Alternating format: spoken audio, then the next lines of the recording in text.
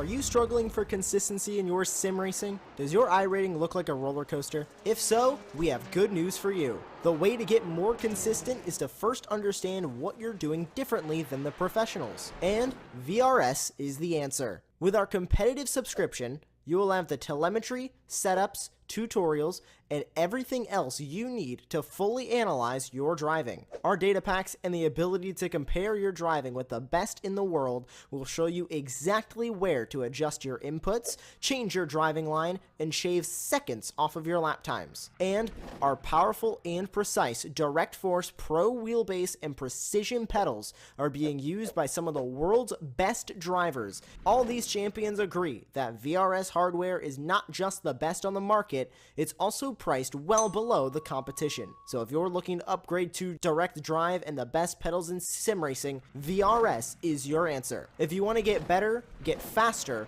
and make it happen sooner rather than later, you owe it to yourself to find out why so many people are switching to VRS. You'll be so glad that you did. Visit www.virtualracingschool.com and learn why the best use VRS.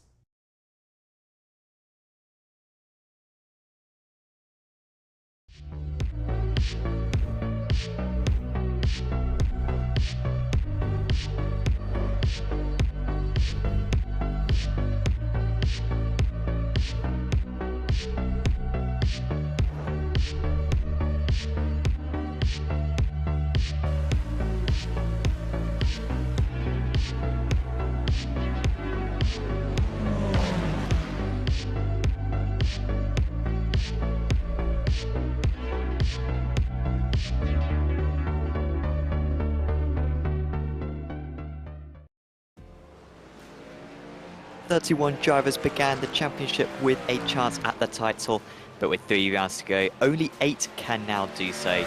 Welcome everyone to the first playoff round of the Season 2 in the Apex Racing League Truck Series. We're here just like the real-life championship this weekend at Phoenix Raceway. I am Sam Fitzpatrick. I have got Charles Bichelle alongside me. Lewis Ward is operating the production tonight. And Charles, this is where it properly gets tight for the title. The drivers, the top 8 drivers at least, have had their points reset. And so we've got a 3-race shootout to decide who our Season 2 champion is going to be. Yeah, Sam, this is going to be a great race. What a great track to start our playoff push. It's a tri-oval, but it's not your normal tri-oval. It's a little different. So we're going to see lots and lots of lines going through turn 1. You'll see people down on the apron. It may be 6 wide in points, so it should make for some very exciting racing. Yeah, particularly when I've driven around this circuit, I really enjoy it. That high line, particularly to do, I guess what is now turn 2 and turn 3, is extremely profitable. Later on in the event, these drivers have been pounding laps around in practice, and so I think we could well see those alternative lines, as you mentioned, being able to pull off. A few changes made to this circuit, Charles. Of course, the start-finish line used to be on one of the longer straights. We've now got it sort of in between the shorter straights on the circuit. What change sort of does that make to the racing around the circuit? Well, it makes your obviously instead of that big drag race down the stretch to the start-finish line, now you've really got to concentrate on getting a good corner exit to get to that little short straight to get to the start-finish line to potentially win the race. Like I said, they call it the dog leg. It is a tri-oval in name only. Normally, when you see the tri-ovals like Charlotte or Daytona, that short corner is kind of middle way between the 2 ends, but this one is kind of offset. So like I said, it makes it much more challenging to get your line right here. Absolutely, and the drivers currently just about to begin their qualifying session, I believe. And then, of course, we'll be into a 120-lap race. Should be about an hour long, should this race tonight here at Phoenix. Yeah, it will be a very tight one for the drivers out there. I think we can show you the points from the first 6 rounds of the championship. So this is a 9-round series. However, the first 6 rounds have been completed, and that is sort of where they stand after the first 6 rounds. Sticks up at the top, ahead of Solander, Leitner, Hutchinson, Schnabel, Gunnarsson, Voos, and Haflidarsson. Those drivers qualify for the playoff rounds. They are the only drivers who can win the title from here on in, and Spitzmuller, Solo, Newman, and Blixt, despite some excellent results from them, you know, Newman with some excellent results, I think winning the last round at Road America, Blixt finishing second in that race, Kisselman got a second earlier on in the season, Southby won a round, Redford won a round, so many good drivers weren't able to make it in. Those 8 now have their points reset to 1,000 points, plus some bonus points, which you see up on screen now. Gunnarsson with 1,004 for the normal season from the first 6 rounds. For every race win each of the drivers got who've qualified for the playoffs, they get 3 points, a second place represents 2 points, and a third place represents 1 point. What we need to appreciate here right now, Charles, is the fact that only the most amount of bonus points that any one driver has accumulated is 4, which means that no one's got more than 2 podiums so far this season, which really demonstrates just how chaotic this championship has been, how up and down, how many drivers we've seen in contention so far. Yeah, really, that's the truth. It has been chaotic, but it's also been, there's a lot of parity. There's been drivers who have excelled in certain race formats, right? So you had guys that were running really well on short tracks. You had guys that were running really well on super speedways. Newman, although he didn't get in to the playoffs, basically just dominated the road course. So this is the point now that the best all-around driver is going to work his way to the top. Yeah, we've got Phoenix, which tonight's round is Phoenix so far, maybe our shorter oval of the showdown, of the playoffs, apologies. And then we've got Watkins Glen next week, and then to round out is going to be Indianapolis, which is a fair bit bigger of a circuit. Still not necessarily a super speedway, I mean, much flatter than the circuits that we've visited before, such as Daytona and Talladega, but still absolutely vast in size. Pretty much, I think, bar Talladega, the longest circuit we will visit all season long. As the final few seconds of practice are just ticking down, got 10 more seconds of practice, and then we will head into the qualifying session. 5 laps for these drivers to set as fast a time as they possibly can. And it's actually Sven Newman back to the top of the standings at the moment, Charles, for that pole position, but we haven't seen, or in practice, apologies, but even if he does qualify on pole position, we haven't actually seen someone take pole and the race win on any of the 5 ovals we've visited so far this season. So I'm not necessarily sure if that's going to be a big advantage. No, it doesn't seem like it. It seems like it's you might get a guy that's got a fast lap, but then over the course of the race, it just never seems to work out for them.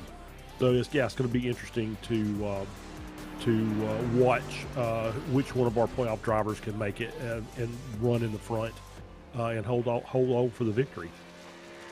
And you will see on the 88s of Lennart Schnabel, he's got a different banner. He's got a red banner stating playoff drive, so keep an eye out for those guys.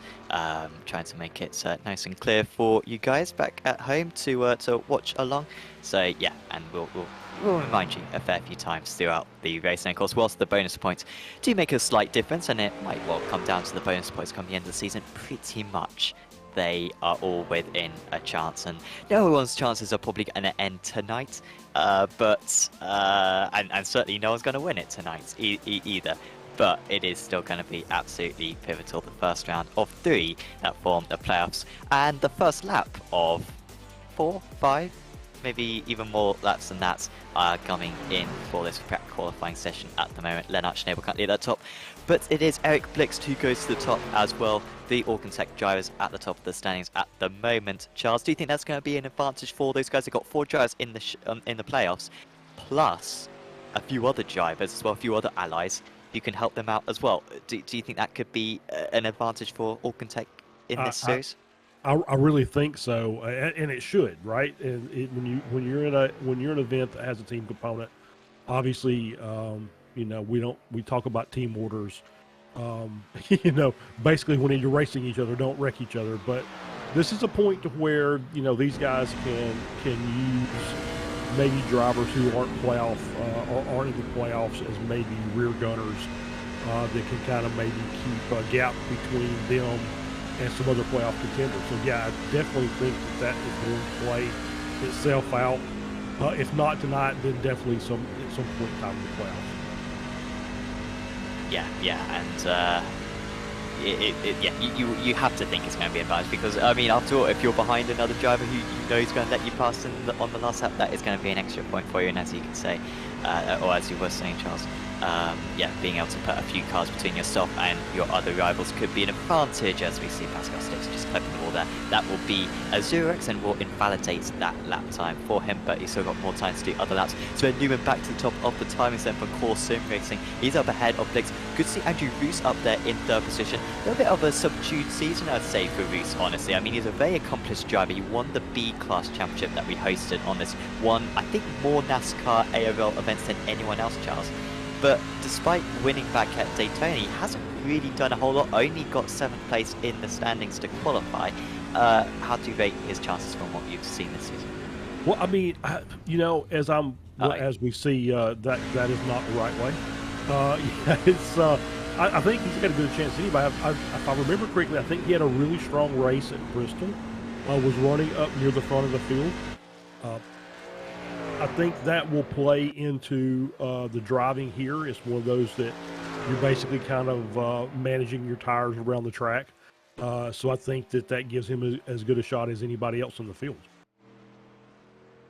As we get into the final 75 seconds of qualifying, these are the drivers' final couple of laps. Not too many improvements we've seen. In fact, the drivers are limited to 4 laps out there on circuit. So I think everyone has done all their laps. Yes, they have. Daniel Solo didn't do all his laps, but I think he crashed on his last lap, so he went back to the pits a bit early. Jason Nethery and Caitlin Haid back to the pits. I believe they both have pit lane starts. So that is the reason why they have not set a time. So that'll pretty much be our order then for this race. And yeah, it will be yeah, important to see where all the different playoff drivers are sitting in that. Yeah, of course, Roos, the highest of the playoff drivers, followed by Leitner, Gunnarsson in 5th place. Then it's Sticks, then it's Schnabel. So a bunch of them. I think that's 5 in a row all together. Hafler-Darson with a bit of work to do. Serlander there in 12th place. And I do not believe we have one of the apologies, Mark Hutchinson there in 14th place as well. But as we just get into the final couple of seconds of qualifying, we'll soon get into this 120-minute race. Yeah, I'm looking forward to this. And yeah, if you were watching, as we were showing the people qualifying, those low lines in turn 1, where they're basically down on the apron. So it's going to be interesting to watch how that plays out.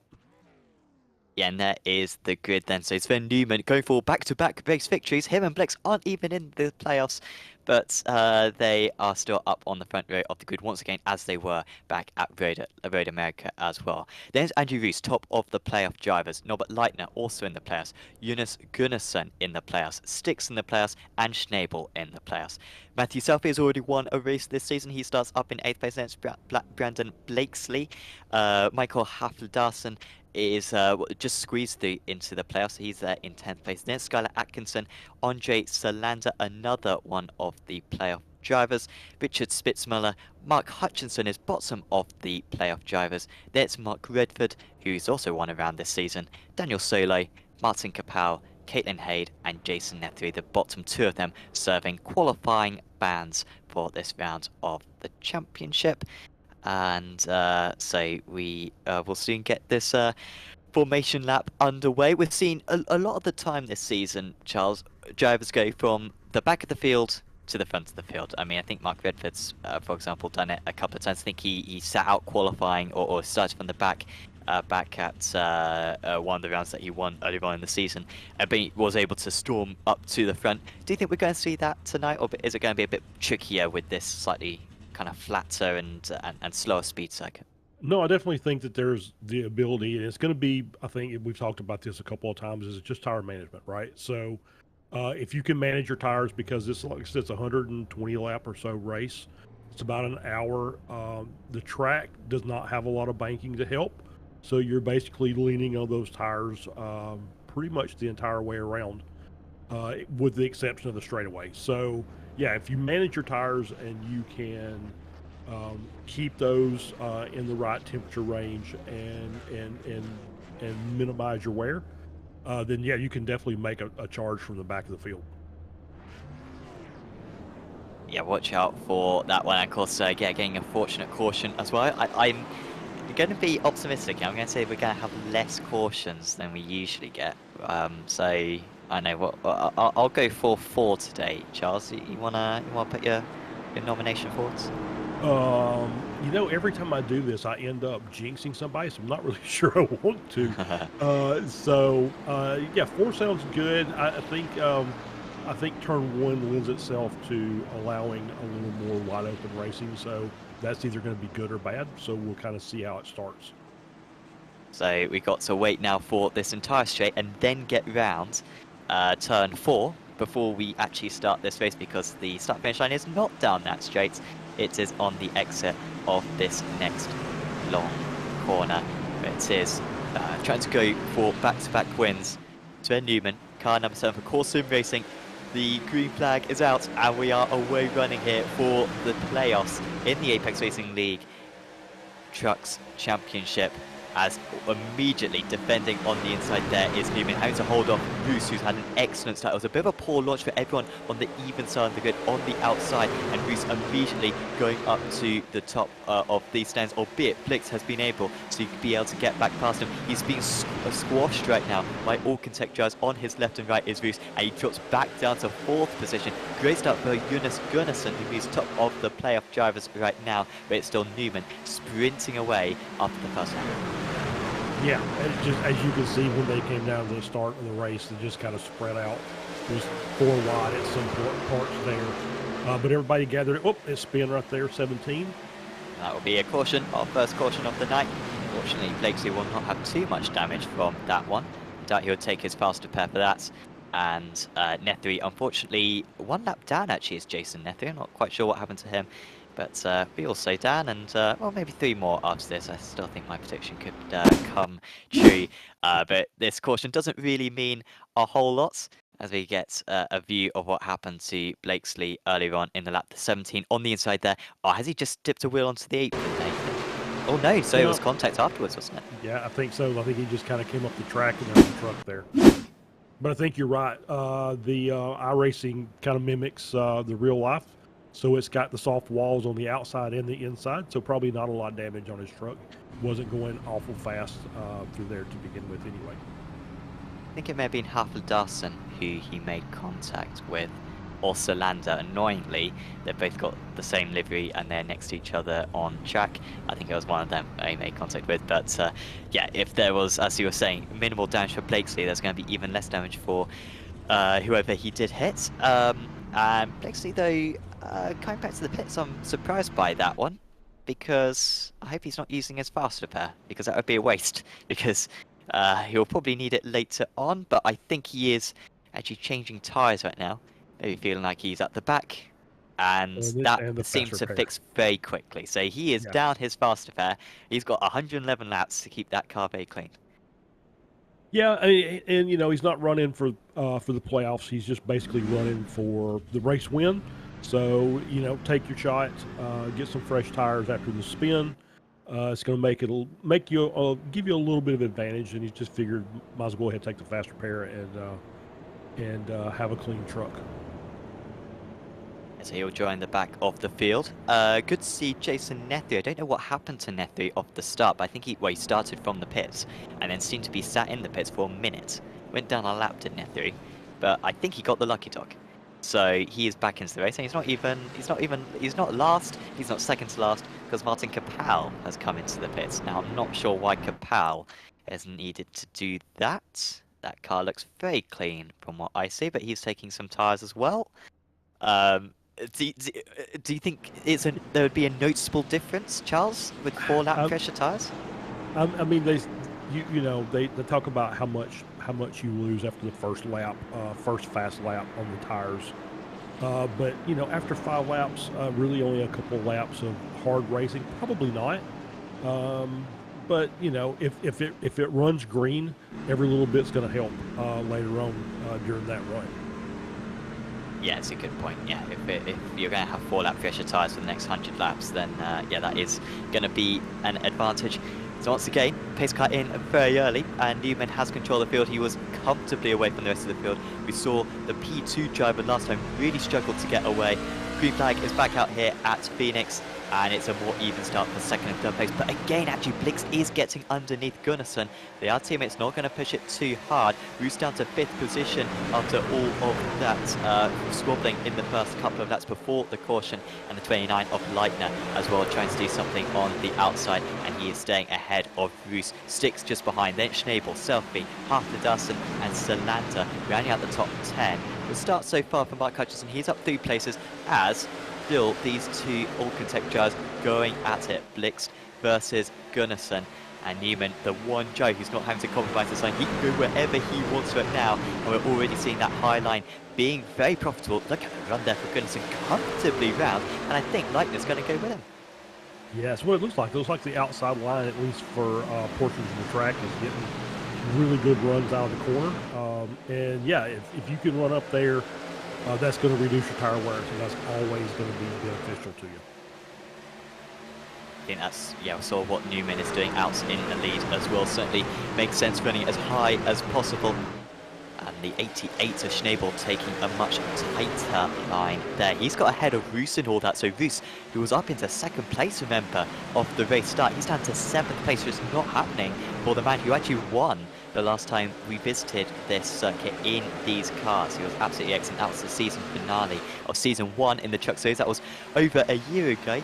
And Roos not quite finding that fortune right now.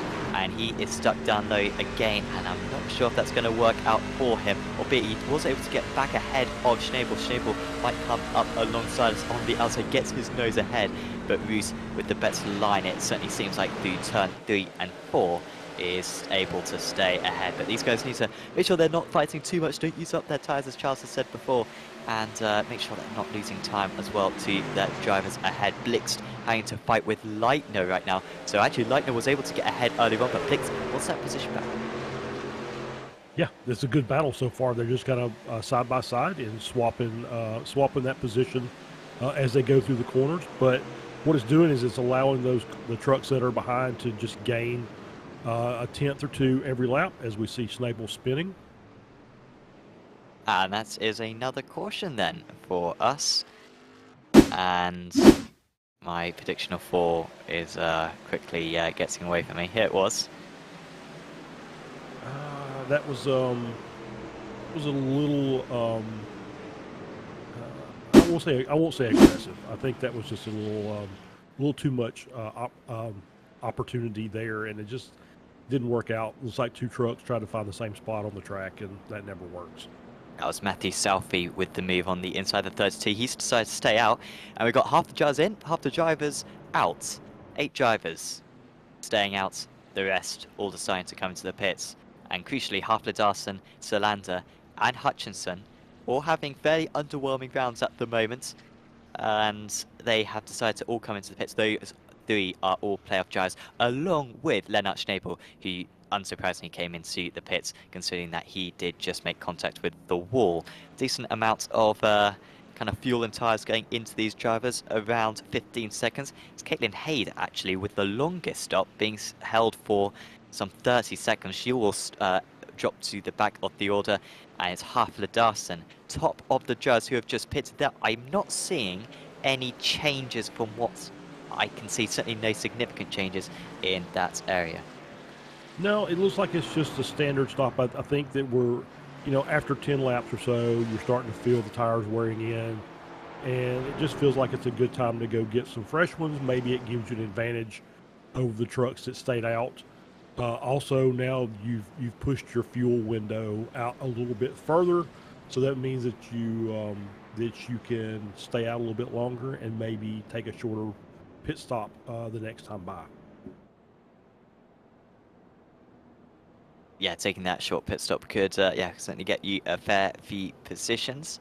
So this is quite cool. Often we see it that everyone comes in or no one comes in for a caution, but this is looking a bit more variable right now. Yeah, Just a reminder, if we keep on getting cautions like this, and I don't think we will do. I think once we get a few laps and there's a bit of field spread, I think we could well have 60, 70 laps, kind of free of cautions. If we do keep on having this, there is an 80 minutes limit to this race. So once we get to 9:30 my time, 9:30 or 21:30 GMT, that will be it. So we are only on lap 13, guys, but yeah, if we carried on this, then yes, we would reach the limit. We have not reached the limit in the series history, however, so I doubt that will occur today, honestly, as I think the pace truck will do one more tour of the cycle, or half of a lap, honestly, because the pit lane entry comes up so early around this place, and then we'll be back racing for the third time. Yeah, we'll see how the strategy plays out, because obviously now we've got some trucks that have some fresher tires in the back, which always, you know, makes things interesting, especially on the restarts. You get some, and I think, you know, even after 10, 15 laps or so with a couple of cautions, I think the trucks in the front are going to be able to get away pretty easily. Shouldn't have anybody spinning tires or anything like that. So we'll see what happens here and see if there's trucks that can work from the back to the front, as we talked about earlier. Yeah, let's watch out for Halfledusson and Hutchinson. They should be very quick with those fresh tyres, particularly for the first couple of laps. We're running forward with Norbert Leitner. He is aiming to take advantage of that P3 position, which has been an advantage so far in this race. P2 has not been the place to be, and it's once again not the place to be, because immediately Leitner is able to get ahead of Jonas Gunnarsson. Newman doing his customary start, pulling away from the rest of the field, and it is Leitner immediately back up into second position. That's a bit of an ambitious move there for Pascal Stix, who's very tight on the inside. He's up to third place, so Gunnarsson down to fourth, but he might be able to fight it around the outside. Stix trying to get back into the middle, as that is Hutchinson round in the background. He's collided with Mark Redford right there, and that is one of our playoff drivers having a big setback right there. The 73, who was able to comfortably qualify for the playoffs, as not what he needed. And whilst that car doesn't look too damaged, I feel like that may require a faster play. What happened? That's car and it's outside. Yeah, yeah, it just kind of looks like he got turned and then into the wall. So there's a lot of damage to the rear of the truck. I don't know if that would hurt him. Maybe aero, but definitely looks like he's coming into the pits. My guess is he'll probably go ahead and take his fast repair. Obviously, he's trying to do his best to stay in the playoff hunt here early. I wonder if that was with Matthew Southey there, or could have been with Atkinson, as we try to get an idea. No, it's with one of the Alcantech drivers, wasn't it? Yeah, I couldn't get a good shot. I think it was Solo. Maybe it's Solo there. I feel like it was one of the non-playoff drivers. I didn't see a playoff banner on that one, so I think it was Daniel Solo, who's now in 10th position. And yeah, 5 drivers into the pit: Southey, Blakesley, Atkinson, Hutchinson, and Redford. I don't think Atkinson pitted earlier on, so that's why he come in. And yeah, it was Solo then on the outside. Yeah, it was Solo. And yeah, it just looked like Hutchinson tried to come up the track on the racing line, and there was a truck already there with the overlap. So, you know, right rear to left front, and around the truck goes. So Newman has led every lap of this race, provided that you do get a bonus point for leading a lap. So, and that might be significant come the championship end. You get a bonus point then for a lap led. You get a bonus point as well for the most laps led for the drivers. So yeah, that is 2 elements that they'll have to think about. And of course, any instance that the stewards decide want a penalty, then drivers will get position drops as well, and you can get, well, potentially 20 places dropped. Well, maybe not in this field, there's only 19 drivers. You get 18 positions dropped, which would be absolutely disastrous for yourself. And so always very provisional whenever we get to the end of a race, because even some of the top drivers in this race have got penalties themselves, and it can really shake about the points. So still another lap and a half for the pace car to do. Just a quick shout out to SDK Gaming, one of the sponsors for this series, providing our terrific overlay. This is just one of the several templates that you can get for SDK Gaming. This is the NASCAR timing tab. You can also get the NASCAR ticker as well, so you got like the names going across the top of the screen, quite similar to, I believe, what some of the series still do over in the US. But also we've got the 3.5 overlay, which was used back on Monday for an event we held at Le Mans, and probably our most standard one, so the Formula 1 overlay as well, which we use for the majority of our Apex Racing League broadcasts. So do check out sdk-gaming.co.uk to get all of that, along with live timing, heads-up display as well, which I think you can apply all those styles to as well. And yeah, it can be very useful as well as a fuel calculator whilst you are driving along, which might well be important for these drivers, but so far we haven't really been pushing the field because we've had 3 cautions so far, as we are about to move on to lap 20 and our 4th green flag of the race. We'll see how Leitner gets off from the start here, and see if he does a better job of getting a jump. He's been getting good jumps on the inside. Let's see if it's just really a problem with the outside line at the start of these, at these restarts. Yeah, no one's been able to crack it so far. Let's see if Leitner's able to do it. Newman, I imagine, it will be fairly predictable with what he does. He just goes on the green, basically. Does Sven Newman, doesn't dress it up anymore. Maybe a little bit before the green that time, and once again it's P2 having a poor start, and it's a core sim racing 1-2. There's only 2 of them out on the track, but they're making the absolute most of it right now. Newman, these sticks. Gunnarsson trying to pass Leitner a bit. I think Leitner's got a decent amount of pace right there on the outside, and Gunnarsson actually with a very poor exit. He's going to be under pressure from the drivers behind Roos after running in second place. He dropped down to 7th, but he's storming back through. He's on the outside, but that's not where you want to be necessarily for turns 3 and 4. Roos has made it work, however, as they start lap 21 of this race. He is edging ahead back up into 4th place. Yeah, the outside line's just not getting good starts, but it's really only affecting turn 1. I think the outside line's running really well everywhere else on the track. It's just, I guess, those restarts and then the drop down in turn 1 where you really want to be on the inside. Yeah, I think you're right, and yeah, once again, those Hawken Tech drivers on the inside will take advantage of that, because we're not running the dog leg. They can cut that as much as they like out on circuit. Is very much a unique aspect to this circuit.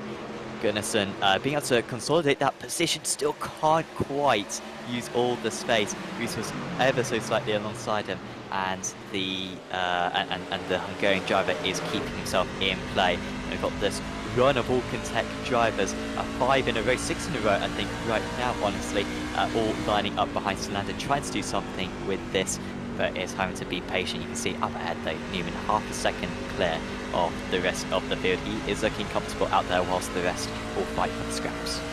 Yeah, and he's got his teammate behind him, and that's going to help. That's going to work to his advantage, obviously, as we talked about. Even though these guys aren't in the playoff hunt, you know, like I said, they still want to get out there and win the race. So yeah, those 2 guys up front are going to do what they can to support each other and see if they can get away from the rest of these guys. Let's get in Hader doing a very good job. Hader dropped down. Remember, had that very poor pit stop, lost 15 seconds in the pits. I'm not sure what was going on. I don't think there's anything that she could have been doing which would take 15 seconds, bar maybe taking some repairs perhaps, albeit we've seen her have a fairly clean race so far. So she was at the back, but she's up into 12th place right now is Hader. There she is, the top running American as well, Atkinson and Nefu, the other Americans out there on circuit tonight. But Hader's got her hands full right now from behind. And then Pascal Sticks being under huge pressure now. Newman a second up the road, and I think Leitner is going to get Sticks right here. And he got him offline. Yeah, I think he's got this one pretty much done and dusted. So Sticks, maybe with a slight mistake on that previous lap, has dropped back, and Norbert Leitner returns back to second place. Yeah, just got under him and really kind of washed him up the track. Obviously, clean racing, but just got that advantage on the inside, and he's managed to work his way around and complete the pass. all these drivers have been on the same tyres, remember, since lap 1 of the race. Bar Delander and Haflidarsson, and then also Schnabel and everyone behind him have got new tyres, but the top 4 all on the same tyres. So watch out for Solander and Haflidarsson. They should have a slight advantage. 11 lap fresher tyres will certainly translate into some level of pace advantage, albeit whether they use that right now or whether they just try to protect those tyres for later on might be what they decide to do. Southby, who's already been involved in one issue tonight, I think he's being overtaken right now by Mark Redford, who just squeezes his way around. There must have been an ever so slight little bit of contact right there, but Redford made it stick, and Redford trying to keep tabs with Hayes, both of them moving from the back of the field into the top 12. Yeah, absolutely. I think where that 11 lap difference pays off is, as you mentioned earlier, when those top 5 come in, then that means that those cars have already pitted get stay out in a few extra laps, and they get the bonus points for leading a lap. So that's going to play into it as well. Yeah, so very, very good shout. Just a reminder of the championship. Newman not in the playoffs. Leitner is. Stix is. Boos is. Gunnarsson is. Selander is. Schnabel is. Haflidarsson is. And also Mark Hutchinson is, albeit Hutchinson with actually back in the pit, so I don't think Hutchinson's going to be able to complete this race. And well, that's rough for the 73. Yep. And I guess he's probably already used his fast car. We certainly saw that collision with Redford, and maybe got involved in something else a bit. I didn't see him get involved in anything else. So yeah, awful news for one of our championship contenders. And whilst the championship is certainly not over for him by any means, a couple of good results in the next couple of rounds, he could still win the title. It would be a very tall order with Watkins Glen and Indianapolis coming up. Yeah, it's going to be tough. You have to, you have to at least complete these races to have a chance. Ooh, right? and that's rounds. That is going to be another caution, and that's 4 cars involved. Southby was involved, and that is Redford into the wall again. He has already used his fast repair, I think, as well. And that was all getting messy through turns 4 right there. What happened? Oh, so it was Redford actually underneath Hayder, and then Southby just had nowhere to go. Yeah, I don't know if maybe Hayden got, like you said earlier, maybe caught the apron. It looked like she had a good line through there, but maybe left enough of a gap that Redford wanted to try and get by her. I think it was Skylar Atkinson as well getting involved at one of the green cars, who could also not avoid that crash. And after some pretty good racing right there, we go back to caution, and I would have thought here everyone will be into the pits, and they all are. So no one is going to stay out unless you really want the bonus point. There's absolutely no point. So here they all come in, and Newman, who has not put a foot wrong here, may lose the race lead if he takes all 4 tyres and someone else takes only 2. Which is possible. The cars that came in on lap 11 can absolutely could try that strategy and take 2, and that works as long as we get another caution. If we get that long green flag run, it's going to be very difficult to stay out in front.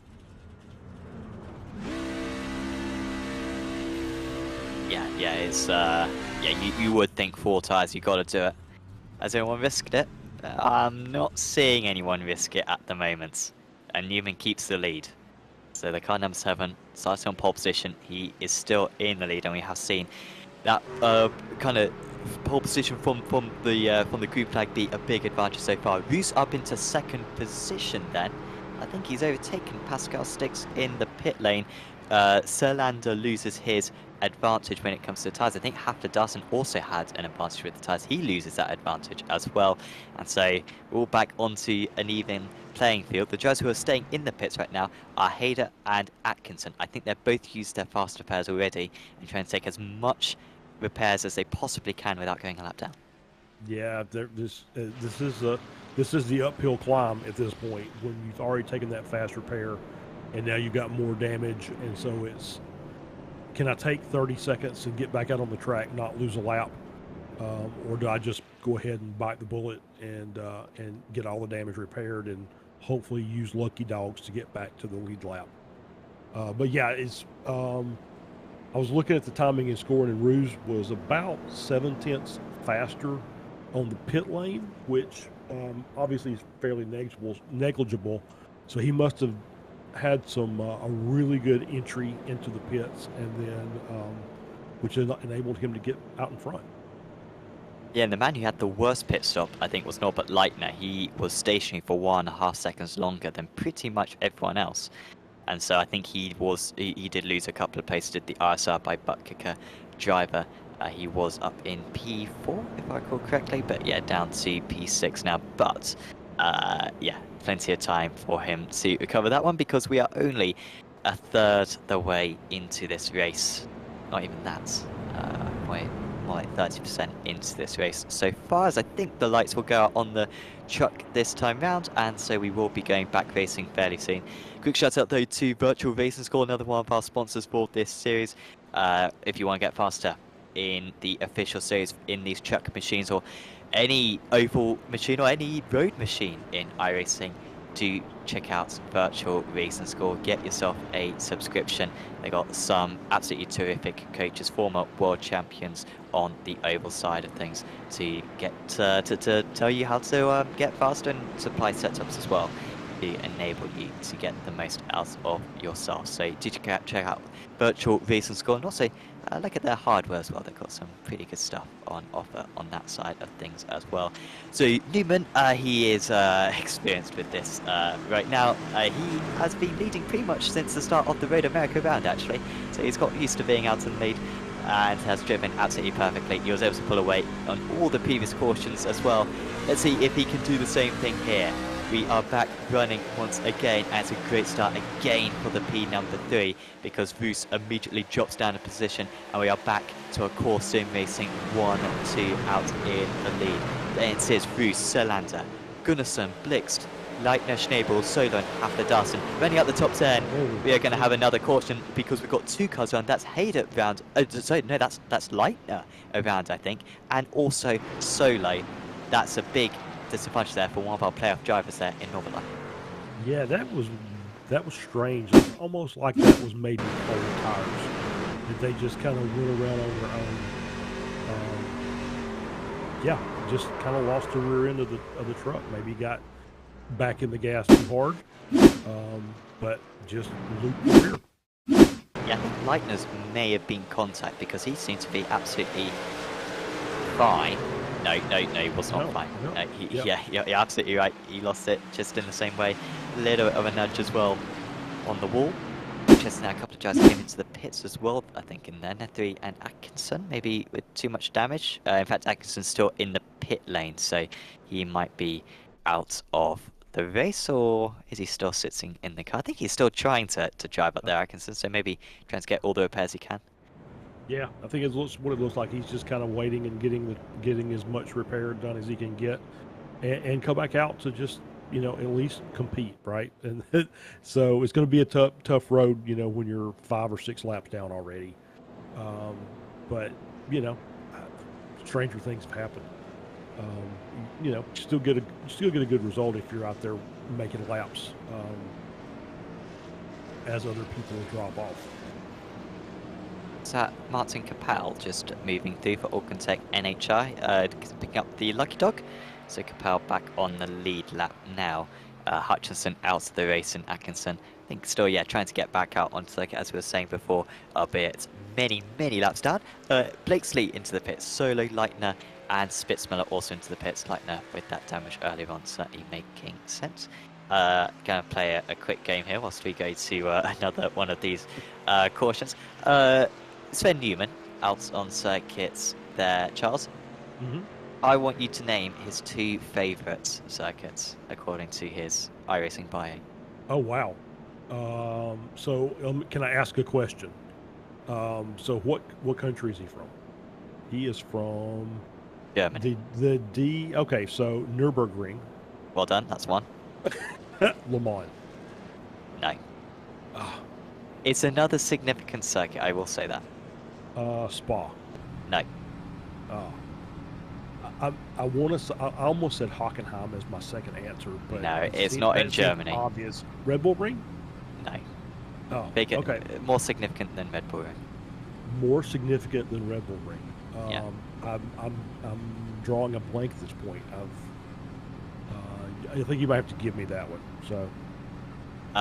What I will say, it's pretty much as far from Germany as you can get. Interlagos or No, Bathurst? even Bathurst. Oh, okay. Congratulations. There you go. We can edit that out. This isn't a live broadcast. Oh, yeah, or anything, yeah. so, I went 2 for 2 there, so it was great. Yeah, really well done on that one. Get ready for more of that, guys. If we keep on getting these cautions, we've got 18 minutes of this potentially. We are 33 minutes into the 80 minutes, so by my calculations, we will hit the time limit if we keep on going like this. And already, my prediction of 4 cautions in this race is wrong. We are having our 5th caution right now, but frankly, Charles, there haven't been bad cautions on the most part. I mean, they've mainly just been solo mistakes. I mean, we haven't had a big wreck so far. It's just been drivers spinning up the tires on the exit of turn 3. Yeah, I mean, that's pretty much it. So I'm going to predict 37 gets a good jump on the start. Because I was watching the last restart, and he jumped almost at the same time as the 7. So I think there's some teamwork going on here. So we're going to see how this all plays out. But my guess is...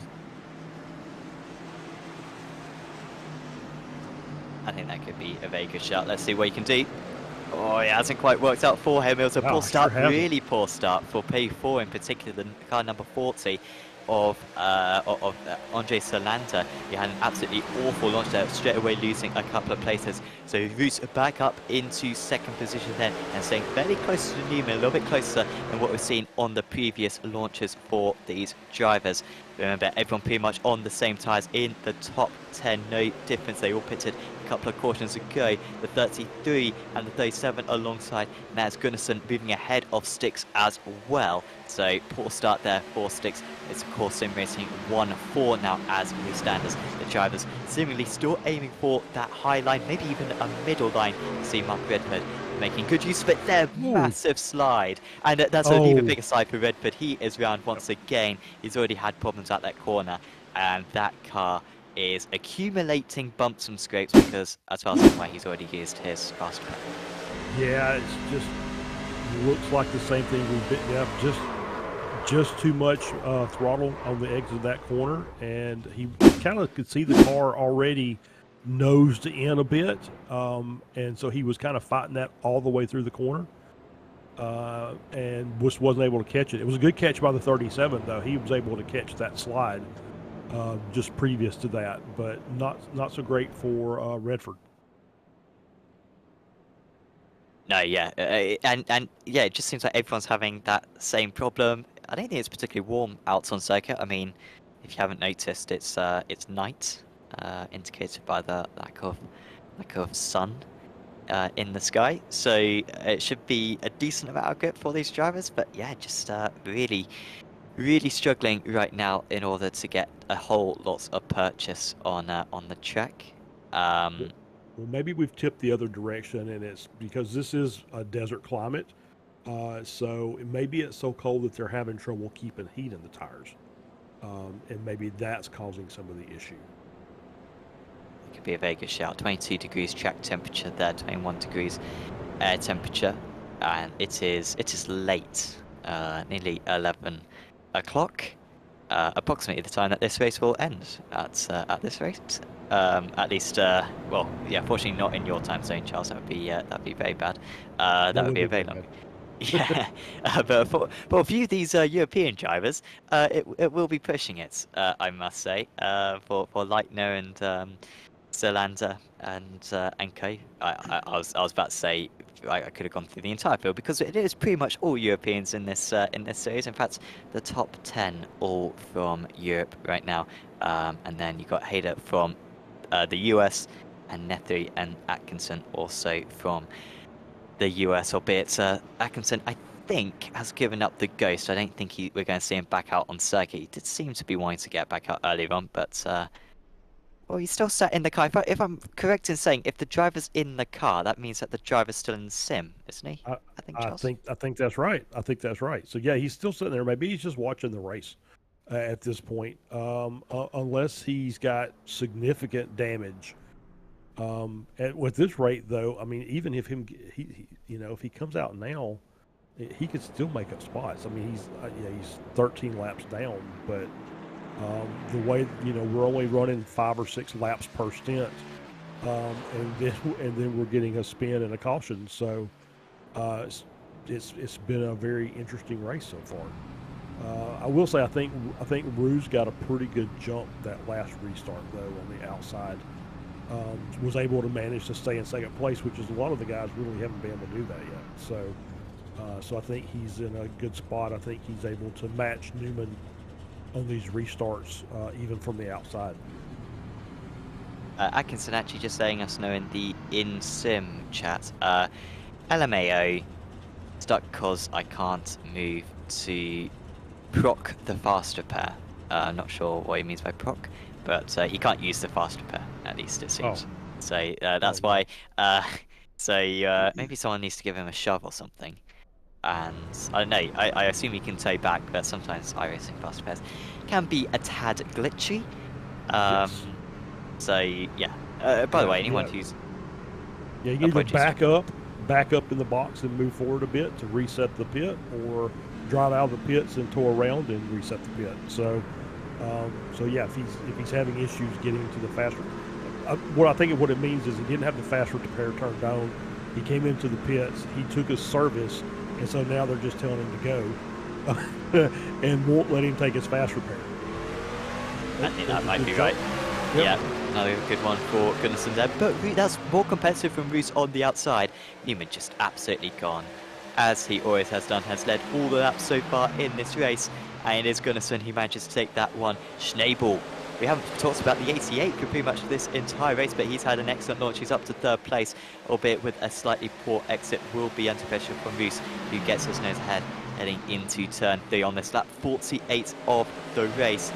Newman well clear right now as they race through the dogleg once again, and sticks unsure where everyone was. That is another caution. However, it might be Brandon Blakesley. Is that he was jumping down a couple of places, or maybe who is it who's dropped down? Yeah, didn't really see anything that time. I'm sure. Was it Solo? Solo is down. Ooh, that looks bad. So yes, very possible. Did he get? Yeah, he just towed. He's up against the outside wall. Couldn't really see what the issue was, but maybe we'll get a good replay here and find out what it was. But yeah, definitely, truck is bent. So he said instead of limping around, I'm just going to tow it back to the pits.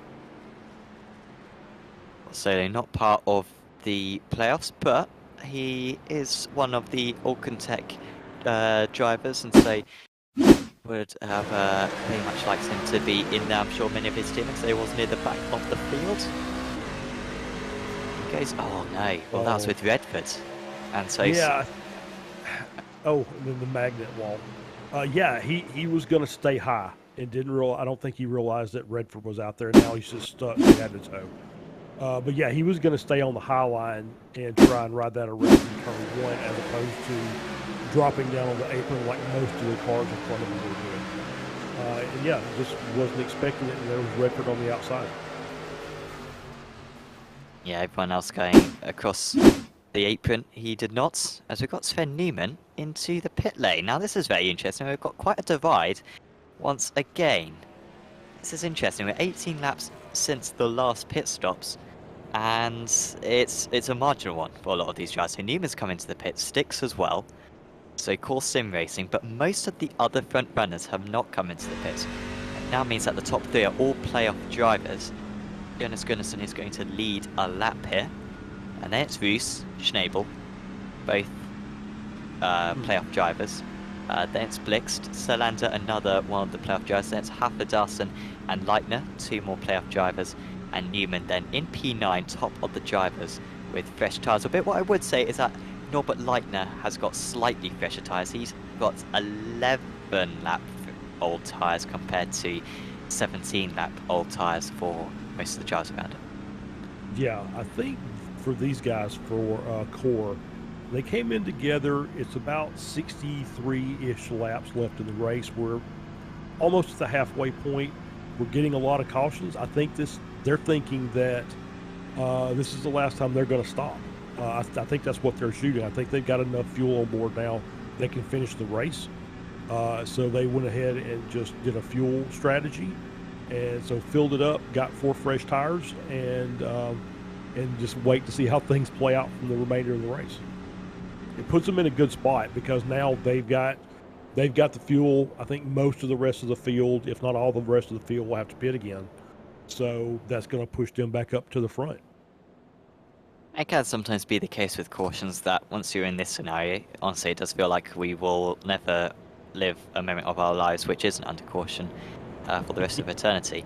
But things can change, and sometimes you can just randomly have 60 straight laps of completely clean racing, which comes out of nowhere. The cautions be cautions, and once you can get, or each lap that you get after a caution, the risk of a caution decreases. So that is something that certainly I'm clinging on to, and I'm sure many of the viewers as well are clinging on to. So thanks everyone for watching so far, and do let us know who you are rooting for in the YouTube chat, whether they're your spouse, your sibling, or whatever. Let us know who you are supporting out of this 19 car field, albeit if you are a fan of Mark Hutchinson or Skylar Atkinson, credit to you for still watching, because they are out of the race. Gunnarson is from the pole position. We've seen pole position so strong, but was it actually Sven Newman this entire time who was just absolutely nailing the starts? I feel like it is just the positioning of the car which is an advantage. Gunnarson in first place, Roos wants to gain into second place, and Schnabel in third. Schnabel will surely fancy his chances there in the 88 of this race start, as lap 54 of this race is about to get underway, and Gunnarson was not able to get a jump, and he will have to defend on this opening lap as Schnabel goes straight past us. That's what we were expecting immediately, and will try to go underneath the race leader as well. But Gunnarson, with it covered off so far, he is leading this race at the moment. Who was that? It was one of the core guys that was down on the aprons in turn 2. I mean, it was 7. It was Newman.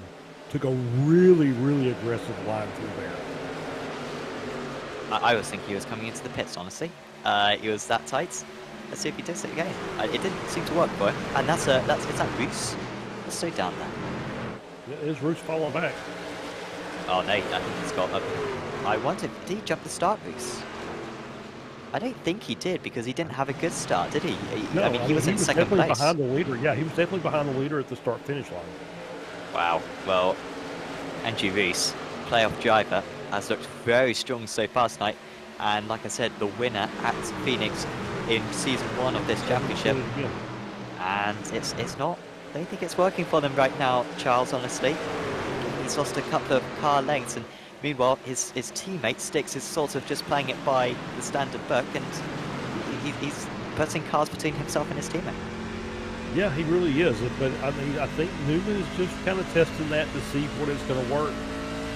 Maybe for later on the race, maybe that's something that he can maybe try at the very end to try and get a move done to get a spot.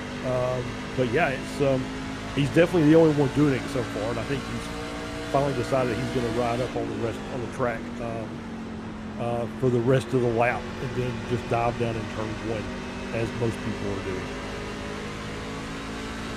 Well, I think this time he's not going to be able to, because he's got Leitner on his inside, who, remember, has decent tyres, has Leitner, slightly fresher tyres than the majority of the field, but nowhere near as fresh as Newman. And you can see that Newman just being able to just pull shapes.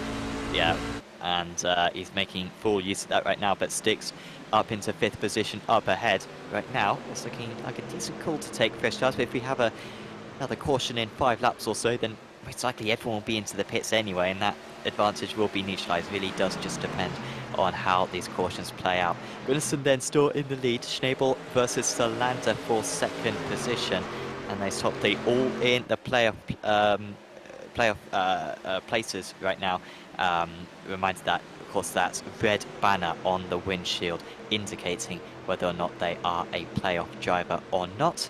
And those top 3 are all in play, albeit Blix just behind in 4th place. It is not in the playoffs, not in the top 8, whose points were all reset heading into this round of the championship. 2 more rounds to go after this to decide the title as well, as Newman still trying to get through the order. Next up for him is Michael Hafler-Dawson. Yeah, I think I was just sitting here looking at Roos as he's working his way back up through the field. Obviously, now that he's got the fresh tires, he's able to make serious gains like the 7 and 37. So I wonder if he just said maybe he missed the chance to do it during the pit, so he decided he would just stop early and try that game as well and see if that's going to pay off for him, because everybody else still has to stop, with the exception of Newman and Sticks. So Roos, where is Roos actually in relation to these guys? So there he is. So he's battling with the leaders right now, is Andrew Roos, but he is a lap down. But he's got the right to unlap himself. There's no... Well, there's sorts of blue flag rules when it comes to ARL. If the driver behind is looking to lap you and they are within half a second, you should be letting them past within a couple of straights. But if Roos is faster and he's able to pull away, then that is all fair on that one. But he needs to make sure that he doesn't hold up Gunnarsson too much, otherwise he could get a post-race penalty. As Sticks super aggressive there. He's up into P3 with those fresh tyres, and you feel like it's only a matter of time till he's up with Gunnarsson and Schneider. Yeah, I think it's just a matter. I think you're right. I think it's just a matter of time before the 7 and 37 are both back to the front. And it looks like and I couldn't tell, but it looks like Bruce has managed to stay just one lap down. Yep, he's pulling away from the 33. So obviously the fresh tires are doing the trick for him, and so he's managed to unlap himself once, which makes him, I think, based on the rules, it makes him the lucky dog. Should we get another caution? So he'll get that lap back, and then he'll be back on the lead lap with fresh tires and a full tank of gas. Yeah, the other drivers are lap down and still running are Nethuri and Solo, who are both 2 laps down as it stands. Hafler-Dawson super close. Hafler-Dawson actually down into 11th position. He's not having a good run of it. You can see he has got damage on that car, but many others do. Kitten Hayder has got the exact same damage, it looks like. He's trying to move past. Hayder has shown some good pace so far tonight, but has not worked out for her, and I think she's already used her fast repair as well. So it'll be a long rest of the evening. I think this is our longest green flag period of the race. So and this is fun. It's much better than being behind the pace car all the time, as our producer Lewis exclaims, complaining that I've just jinxed it, and I sure have. And there you go. Well, I feel like I wasn't jinxed it. I was saying that this is our longest period. Wow, and that's so, Newman on his lid. Oh dear. So our race leader, so much of this race. Yep. With big problems. So it was Newman and Hafler-Dawson. Just basically couldn't stay off of each other coming out of turn 1, and you see the results for Newman. That's going to be a tow, and I think he's going to be clean. So I think he's still got his fast repair. Obviously, that puts him a little bit off strategy. It's probably going to drop him down a lap. But it gives Roos a chance to come all the way back around the field, so he'll at least be on the tail end of the lead lap if he doesn't get the lucky dog, or tail end of 1 lap down, I should say, tail end of the field, but still 1 lap down. So it's a 64 who also made contact with him then. Kapal, he also made contact with Newman right there, so I wonder if Kapal needs to take some repairs as well. Very interesting that Lightness decides to stay out there. I would think surely you just got to pit right now, like even if your pit sticks, because if everyone else is pitting, then there's only going to be, Six is going to be P1, and if Blixt comes out, say, in P3 with the fresher tyres, then it sort of defeats the purpose right there, I would have thought. In fact, actually Kapal, I think, is top of the drivers who have just come out into the pits, but I don't think Kapal took tyres. I think he just took a fast repair. What, and that makes sense. So yeah, I think he's just saying I think he now expects everyone. Okay. Okay. So yeah, I was going to say maybe he's thinking there's going to be another caution when he can come in and get fresh tires and fuel. But it puts Sticks back up in the front. Yeah, I don't know. Leitner maybe thought he was going to get that, um, maybe the point for the leading a lap, but it doesn't look like it. Obviously, Six has got fresher tires and is now leading this field. My guess is he's probably just going to start pulling away uh, from the rest of the pack until the drivers, Gunnarsson, Snable, Blix, Sufi, who have just came in and got tires and fuel. They should make very short work of Leitner. Sadly, I think he's going to be a sitting duck here on this restart. So apparently, just hearing word that Mark Hutchinson used his fast repair in his first stop accidentally, and that meant that when he had damage, when he had that collision with Redford, he could not do anything about it. So Yeah. that is a classic one. Of course, anyone who isn't familiar with iRacing, but when you get into the car for the start of the race, you by default have the fast repair tick. So you actually have to manually tick it off whilst you're on the grid, and so that you don't take it at your pit stop. So that is what he fell foul of, and I think maybe Skylar Atkinson did the same thing. I'm not 100% sure, but it is That's a very very easy possible. thing to do. Yeah, yeah, indeed. I think we've all done that at least once or twice. But it does look like that Ruse, based on what I'm seeing on timing and scoring, did get the lucky dog. So he's the tail end of the field. He's on the lead lap again. He's got a couple of laps older tires than most of the cars in front. But this kind of feels like we're just kind of stuck in this pattern of 10 to 15 laps of racing and then a caution. So I don't necessarily see us getting out of that pattern at this point in the race, but you never can tell. We're going to hit the 80 minutes within 26 minutes. Well, didn't think we'd ever reach it, guys, but we're on course boat right now. Let's see if we can have a bear stint here. As Pascal Sticks, it's a course sim racing driver at the front, but it's not Newman anymore. It is Sticks carrying the torch for course sim racing. Behind him, Gunnarsson, Leitner, Blixt, and Schnabel. Schnabel trying to make it 3 wide here. This would be tight if he could do it, but he just decides to take the inside line instead. And the top 2, or apologies, Sticks with old tyres, remember, and Leitner as well as half the dust is round, and that is one of our playoff drivers, remember, and he has made significant contact there, and I think he has already used his fast repair, and that car is not tracking correct from what I see. Does not look like it. I think that was Spixmore that was maybe that had the contact with him. It was one of the speed bead trucks, but I don't think it was Ruse. I think Ruse was a little further back, but I'm sure we'll see something on the replay. But yeah, it's doesn't look good for him. I couldn't really see if it was maybe if there was. I'm gonna leave you with. I'm gonna take you at your word that it looked like it was tracking badly, but it definitely had a lot of sheet metal damage for sure. So it's not going to be fast even if it's straight. So I would have thought right. So Spitzmüller is into the pits. I'm amazed that Leitner hasn't come into the pits. Really am amazed that Leitner hasn't come into the pits. Very experienced driver, Norbert, and he knows a lot more about over racing than me. So not necessarily saying it's the wrong call, but he's got nearly 30 lap older tyres than these other guys, and yet he's not coming into the pits. Albeit I think maybe the pit lane's open this time round. No, others have come into the pits already. Solanta, Spitzmüller, Hafler-Darson, and Kapal. Kapal, by the way, so this is showing the different strategies shown by the driver. Sticks has taken 2 pit stops. Kapal has taken 9 so far in this race. And I think, if I was looking correctly, it was Hafler-Darson still had his fast repair available.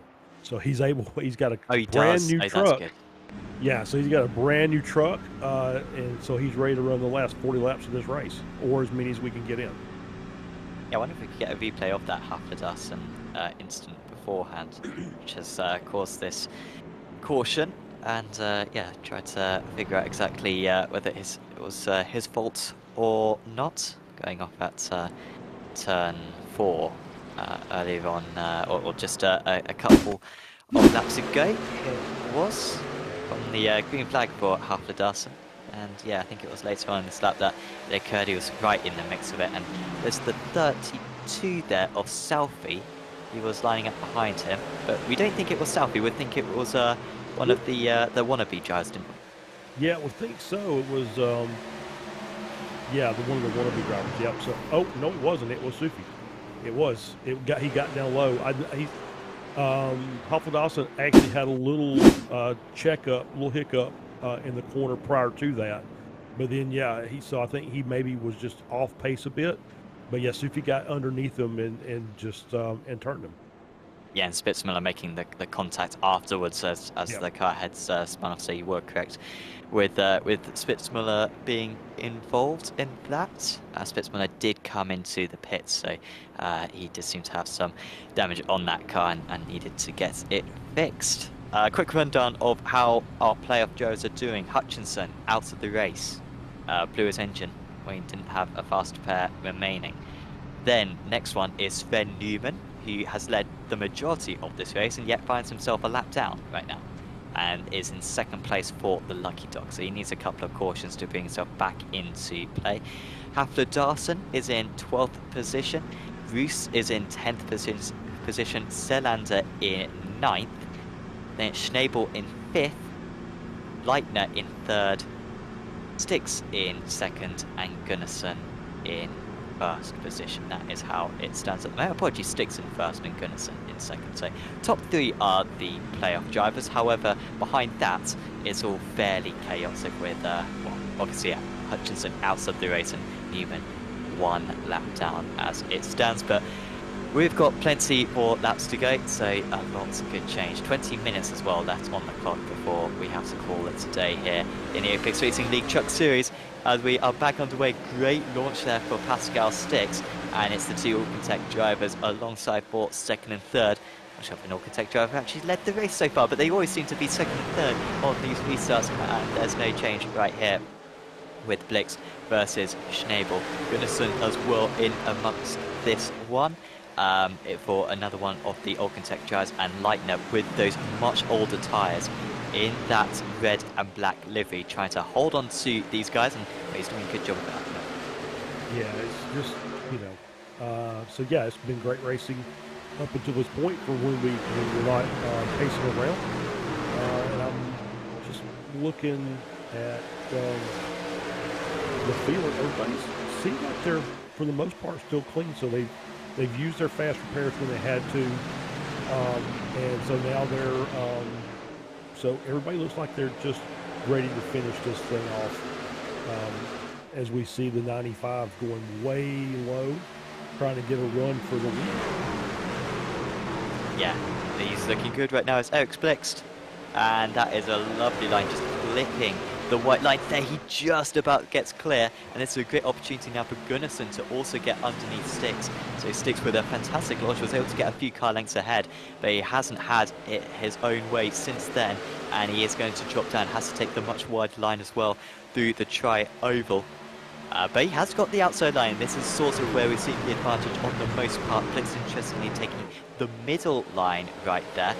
Actually, Sticks not really working out for him. He's more under pressure from Schnabel than he is attacking the couple of drivers ahead of him. There goes Schnabel looking to the inside, but the move wasn't quite on, at least this time. Sticks can take a more ordinary line, but he runs it slightly wide, and Schnabel is looking to make this one an Alcantech 1-2-3. Yeah, it's all the cars that are in front from the Alcantech team pitted on lap 67, Sticks pitted on lap 50. So it was a great gamble by them. It just unfortunately didn't stay green. So now he's starting to fall back in the order. And so now he's hoping for another caution so he can come in and turn the tables on Alcantech. Ruse is back into the top 10. Yeah, going the long way round as well on Brandon Plexi, the only driver back to where he started in this race, but that hasn't lasted for too long because Roos is clear himself. As well, Leitner is, how is Leitner still up in P5? This is great driving so far from him.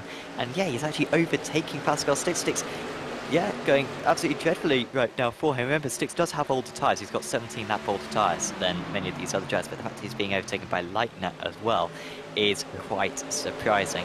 The two of them, the two oldest sets of tyres out on circuits. As it stands, Styx has to settle in behind. There goes Salander, one of the playoff drivers, remember, indicated by his windshield banner, and he is still going with it with Roos. And Roos actually, I think, pulling off that move. So great pace right now for the wannabe SRT driver. Yeah, and as we see, Haight has done a great job. She's in P7, just trying to keep her truck as clean as possible. But yeah, Leitner's done. Oh, as we see, that was a good catch by Styx. Yeah, so what I was going to say was, yeah, Leitner's even 11 laps. His tires are 11 laps older than Styx, and yet he's still up battling in the front of his field, which is amazing. Yeah, I'm sure he would like a caution though now. That would really help him out and give him a decent chance at this race win, because yeah, so far he's done a brilliant job to keep himself in play as it stands. Still, after that huge slide just a moment ago, Roos into 7th position, clear of Staffy, who made that contact as well, was involved in that huge, or very nearly, it's a very significant incident just a lap ago. So Roos in that 7th, now got Hayler just ahead, and yes, Styx continuing to drop back, struggling to keep tabs with Leitner. Just a second or so ahead. Salander still having to confirm that move on Blakesley after Darson, another one of the Perth drivers in amongst that, as we have 30 more laps of this race to go, or 16 minutes. It'll be one or the other. And it's going to be tight. If you look at their 27-second lap, so it's going to be, if it stays green, we might be able to get them all in, but it's going to be very, very close. And most of these drivers, well, if we do stay green, we'll be able to go to the end of the race bar. I think a couple who, probably Leitner might be the only one who would not be able to get to the end of the race as it stands, as they take the huge wide lines through there. That is Selfie making contact with the 81. He's into the wall as well, is Selfie, and will drop to the back of the order. Won't pick up really any damage from that necessarily, but it does kill your momentum. And Matthew Selfie was fighting so hard, drops to 12th position because of that one. Gets overtaken by Spitzman, who's actually got the freshest tyres of anyone there. Pitted on the previous caution, albeit that's not going to be much of an advantage, I imagine, compared to some of the other, some of his rivals right now. After Darson moving up to P9 in order. He's got his teammate Salander next up ahead. Yes, it's a good job by Sufi to keep the truck straight. Yeah, he did get kind of pushed up to the wall and just kind of wall rode a bit there, but did a good job of not spinning it and keeping it under control and not creating that the next caution flag. So Styx gets overtaken again. This is so unusual for Pascal Styx. Terrific GT driver, actually. He's one of our most competitive drivers, I think, in the GT3 trophy for Core Sim Racing. But at this Phoenix circuit, despite leading several laps, he is heading down very quickly. Remember, led from the previous caution, has lost 5 seconds since that caution some 20 laps ago. And he's about to lose 2 more places. Look at the run there for the 81. Brilliant work there from Hafler Dawson to pass his teammate Salander. And now, with that tight line, might be able to get past Styx, but Styx maybe starting to go into this one a little bit, gets a good exit onto the old pit straight and manages to get some relief. Maybe he's just been, waiting for this to really kick off, honestly. I'm not quite sure. Maybe he's been saving his tyre Styx for this final sprint to the end.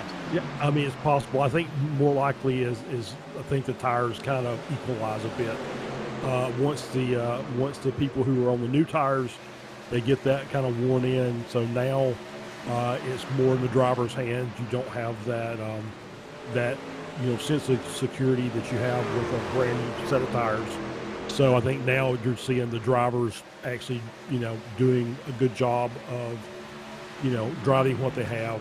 And I think that's really where, as you said, Styx being a great GT driver, that's coming in to help, as I see a car bounce off the wall back there. these top three really have spread out, haven't they? Leitner, yeah, they really have. how is Leitner still up there? With his now, 50 lap old tyres? I think he's, no, even more than that.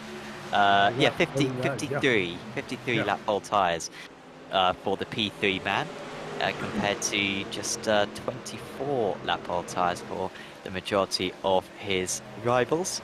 And but he is losing time to the top two is Leitner at the moment. Oh, that's Blakesy, I think, just making contact with the ball. He's dropped some momentum, it seems, and has Selfie going underneath him. Just a quick word as well, Sven Newman still a lap down in amongst these drivers, so it's not technically racing, but he does want to stay ahead of Kapal in order to be in line for the lucky dog. Yeah, absolutely. He's going to want to stay as close to the front of that pack as he can.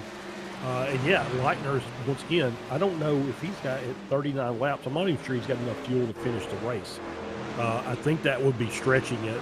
Most of this, the fuel sets are generally half the race, maybe 60%. But I think what we're talking about is, almost 80 laps. That might be a tough ask to try and finish without having to come in for a splash. Now, we've run a lot of cautions, so that might be playing into that also. So it's going to be interesting to find out if he's actually going to be able to make it. As we see Roos back up in P5 with Haight in P4. So obviously, Haight and Roos both are having, great recoveries after trouble early where they were in the back. Yeah, Schnabel's had an awful lap there. Schnabel hasn't hit the wall and got damage, maybe, has he? It definitely looks like the right front is crinkled a bit. Well, we'll keep an eye on his times, but his sectors are all bad. It's not to say he's had one bad sector. Yeah, I think Lennart Schnabel may have significant damage right here because he's a couple of tenths off on both Sector 1 and Sector 2 as it stands. Yeah, it definitely looks like he's slid into the wall pretty hard because he's, like I said, you can see a gap between the hood and the fender on the right front, and the scrape marks all the way down the right side of the truck. He needs a caution right now. 18 to go, or 12 minutes until we end this race. So if we stay green, we will complete all the laps. But if we get a caution, then we might just fall a little bit short, and I hope that doesn't happen because sometimes it can mess around a little bit with the time limits when it comes to the end of the race and with cautions and whatever. But hopefully we'll be safe, as there goes the dive from Pascal Stix, who does seem to be getting a second lease of life right now, but Hafler doesn't. I think he's going to be able to make that move stick a bit. I think he made that move a few laps ago. I think this is now Stix retaliating. Yeah, I think so. I think Stix is he's trying to stay on the inside of that truck. Once he gets, like as it is now, so he's got to kind of reset and try that move again. If you can stay alongside, you can keep working that lap, and you'll eventually, complete the pass, but obviously did not have enough momentum in order to do that. It's going the wide line. Schnabel dropping like a stone as these drivers all make their way past just a matter of time until he gets overtaken, and Spitzmiller's going to have a brilliant run. Schnabel blocked off Stix right there, but I feel like maybe Spitzmiller will be the one who gets blocked off this time round, because now he has to lift out of it going into turn 4. Well, he'll just go around the outside himself, however. Hasn't been quite as profitable all race long as that line, and once again he will take a much wide line through the tri-oval, but if he's still partially alongside Schnabel, or is Schnabel able to cover it off? No, Schnabel was not, and so Spitzmiller getting at least ahead of Stix in that, but again he's going to be blocked off, and Stix might have an opportunity to get back underneath. Yeah, just looks like that they are lined up, so he does at least doesn't have to worry about the truck on the inside, so he can hopefully looks like he is just trying to run the high line and trying to just keep his momentum up. He's hoping that's going to help him get around the 88, but it hasn't seemed to work out for him. No, it seems like he's losing time on each lap, doesn't it? But, well, maybe this time he can get underneath. Here he goes. This would be the move, I think, consolidated. There goes as Schnabel early on the brakes, sticks round, and we have got another caution. And honestly, I think for Pascal Sticks, that was probably the best thing that could happen there, because he was not going to be able to get up a whole lot further. And now he can finally get rid of those old tyres. Leitner can get rid of his tyres, and now Leitner will be able to get to the end of the race. He may have been able to get to the end of the race anyway. We're unsure. He was getting pretty close, but this will be a reset, and we will have a showdown, albeit we may not have all 13 laps to complete. Yeah, it's going to be interesting. You know, we're going to have 3 or 4 laps caution period. That was just a reaction that you know, Schnabel had to make as the other truck went down underneath him to make that move, and he had to kind of back out of it, which caught Sticks out, unfortunately. Everybody's pitting except for, yep, even the leader. So everybody's coming in for fresh tires. It's just Newman staying out to get the lap back, as is Kapal. Otherwise, he would not have got the lucky dog, so he'll be back on the lead lap, albeit very slow. Will Sven Newman, as yeah, there goes. Well, yeah, who's going to come out on top then on this one? And taking a very unusual line there. I would have thought you'd want the shortest one, but maybe just trying to line up his pit stall so he can get it stopped on the marks. Oh no, it didn't work. He went too far, and that might lose Leitner a couple of crucial positions. Yeah, you know, it's going to cost him probably a second on the pit. Oh, Russo with only 2 tires. Ooh, interesting strategy. So yeah, that puts Russo on top. So now it's can he manage to hold on on those 2 tires for 10 laps?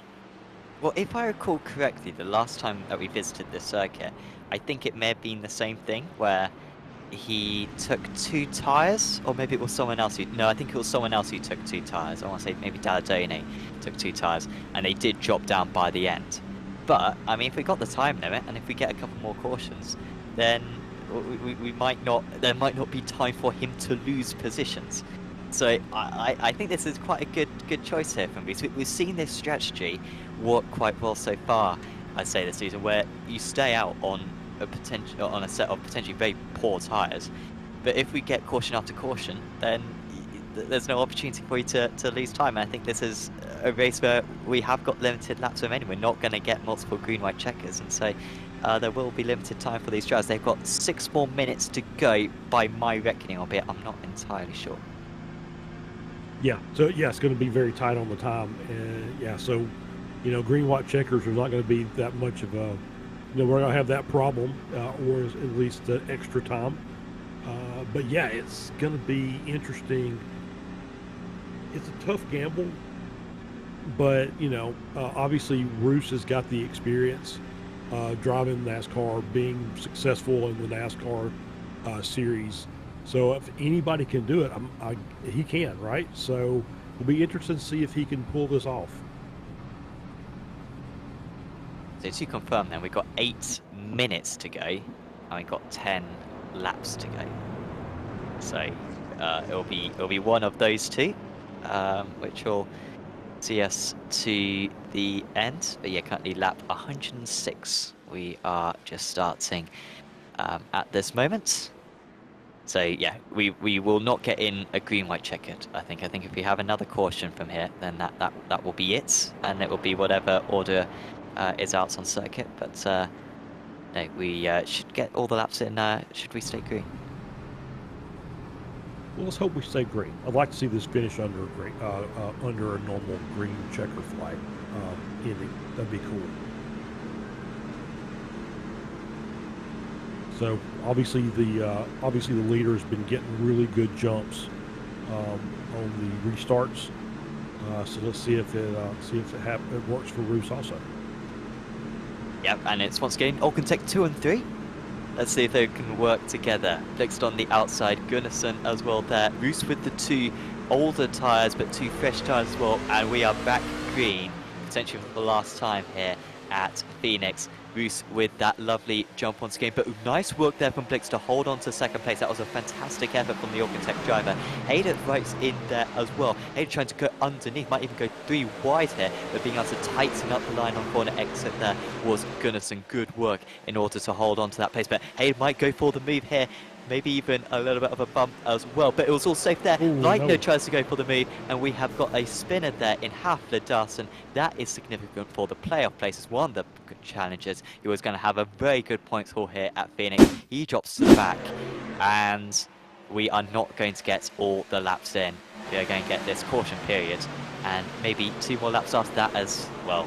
Lightner as well, another playoff driver, he may be receiving a penalty for that contact. Yeah, that was just, you know, just a drop down. Looks like maybe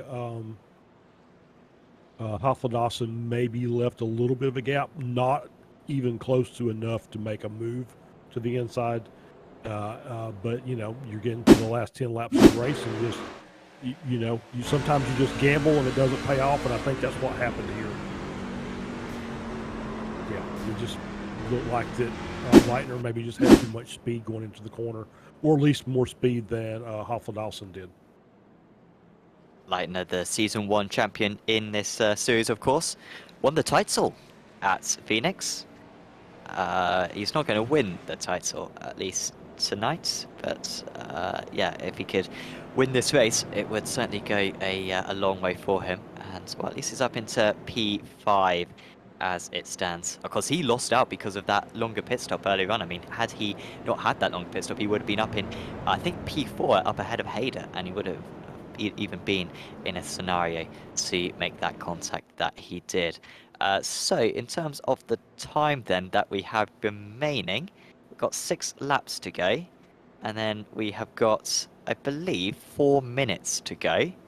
Just trying to figure out how many laps we are going to get in before we get to check flag, but I think the pace car will be in the next time round, and this is working very well as well for Reese. This is sort of what I thought might happen here, where we've already lost 2 laps and there weren't exactly many laps to go in the first place. Absolutely, yeah. So yeah, it's looking like with about a minute 10 lap under caution that we should be able to get 4 laps in, or 3 laps of green flag racing. But it's going to be, I think it's going to be, since we're in the West, we'll call it the Wild West for these last few laps.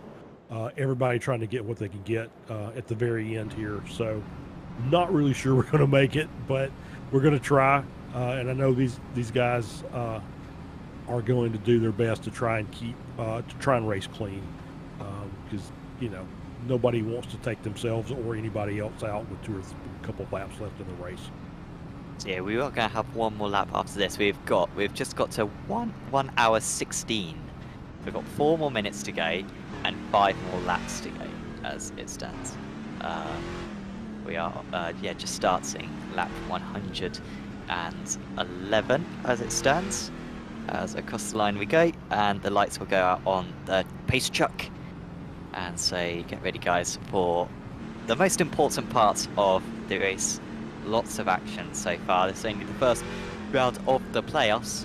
Frankly, I think the championship sort of going out of the window for a lot of these guys. They just want to get another race win. We've had 6 different race winners so far this season. Maybe we will see a 7th if Blixt could take the race win, or Hader as well if she could win this one. Pace truck into the pits. Well, we do something different to what he did last time. We're seeing everyone just wait till the green flag before launching.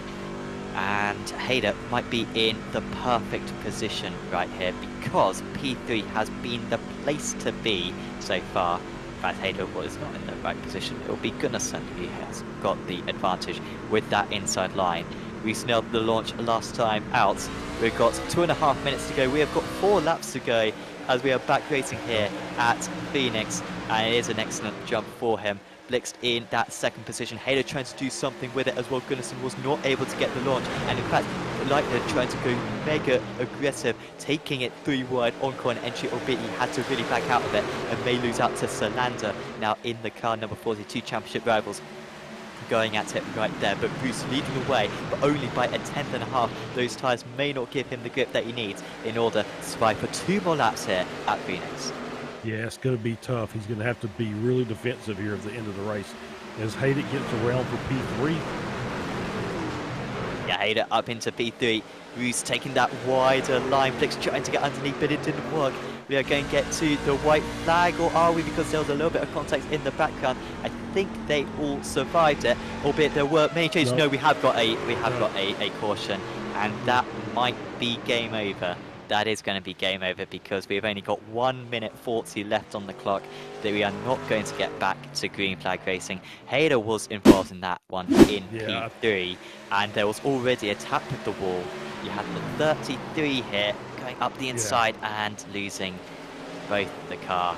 Did anyone else get involved in that? It looks a little bit more significant when I saw it at first. The 33 was Jonas Gunnarsson, one of the playoff drivers. He lost out significantly. But as far as I'm aware, and we've never been in this scenario in Apex Racing League NASCAR before, we are going to reach the 80 minutes in 1 minute's time, and that will be it. Oh, wow. So, yeah, Hayden just scraped the wall coming out of the corner. You know, as we talked about earlier, lost momentum. Gunnarsson tried to take advantage into the next corner, dropped down low. It looked like he might have pushed up the track. And then caught Hayden in the rear. It's kind of one of those 50-50 deals. You don't know whether if the car in front maybe dropped down onto him. Yeah, so she was trying to get back down into that corner groove, but he was already there. So it's kind of unfortunate because they were both having a really good race. And it's really sad to see them in the back at the end. So 10 more seconds on the clock. I think the checker flag is being prepared. Who's weaving? I don't know if that's in celebration or whether that's in tyre warm-up. But we are waiting for the checker flag to be waved. Is it going to be there? Yeah, well, if he sees the checker flag, it's in celebration. So whether what it was doing or not, let's see. Is it a yellow flag? Is it a checkered flag? Still a yellow flag at the moment. Yep. So maybe maybe this is going to be it, or maybe we will get in that final dash to the line anyway. Yeah, we'll see. We'll see what happens when they come back around. So yeah, obviously Roos is in the prime spot. Looks like he's going to get this race win. Should we not go back racing?